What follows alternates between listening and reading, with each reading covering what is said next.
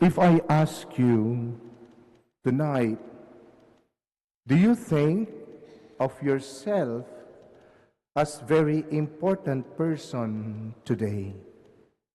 What would be your answer? Are you important? Others would say yes. Others would say no. And others do not know. Most of us would say no. Even some would make a very emphatic no. Didn't you know that in the gospel today, the Lord is telling you, you are wrong. You are definitely wrong. Because the Lord said and keeps on telling us and reminding us that you are indeed important. Tell the person beside you, you are important. You are special. Special child. Of course, we are all special, right?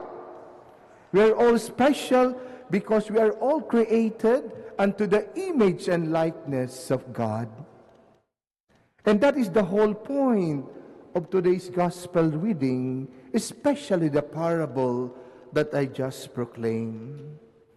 The man who buried the talent gave him a big blow when the reckoning comes. He was saying, I only have 8 talents, and if I took the risk, and perhaps I will not be fruitful, what will happen to me? I am dead.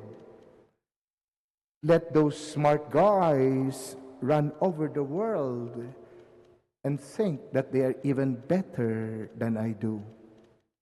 My talent don't count. My dear friends, we all have position in this greater scheme of things. In your own workplace, the higher your position, the greater the responsibility. True enough, this is part of God's plan. That is why every person who has lived is different. God has made each of us unique individuals. Who we are, how we become, our abilities, our talents, our hopes, and our desires are never exactly the same. Can you imagine how boring the world would be if we are exactly the same person? Doctors would say even identical twins, there is difference. It would be pretty boring. We are remotely similar. Thank to God, we are different. Each of us is a unique being, created to be communal people. We all have responsibilities for each other. I remember one time, as I approached people, especially to help in our ministry, people were telling me, Monsignor, why not ask others? Why do you always ask me? And I said to him, you do not want that we ask from you anymore? No, Monsignor. And so I told that person, too much is given, much is also required of you. Do you agree? And I hope and pray that no one here has nothing to give. Perhaps we would only think as something to give monetarily or financially. But you could also be of help in praying and being a person who could deliver the message of hope to other people. That is why we don't say, I am nothing. Because even you say, in our nothingness, God made us someone. And even God made us somebody. Jesus took the greatest of all risk in creating you and me. That was the greatest risk. The person in front of you, Msgr Noly, might not be a good priest after all. You might not be a good person. But he took that risk, knowing that each and every one of us is a particular role to play in this world. That is why I hope and pray also that we do the best that we could, because there is something in us that others cannot do. There are things that you can only do, and I and others cannot. That is why in a very special way, we are all called by the Lord to be together, to be in harmony, in order for us to reach a particular goal, not only in our family, but even in our community. That is why gifts or charisms or talents is not only to benefit us, but it is to benefit others.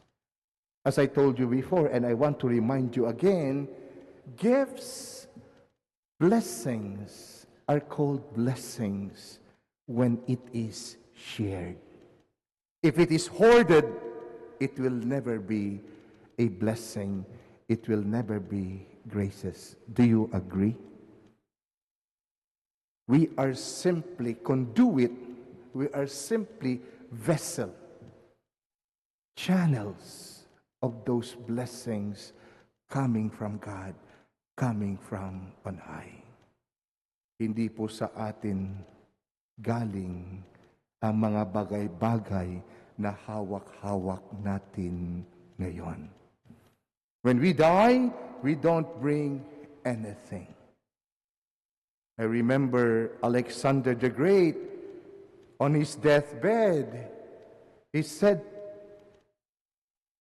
to the people around him, when I die, these are my wishes.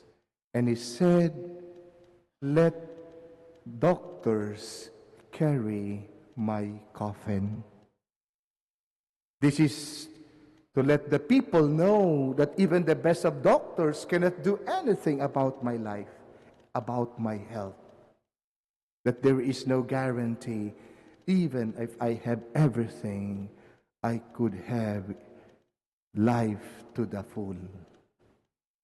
And second, in procession, throw all those money, all those treasures that I accumulated.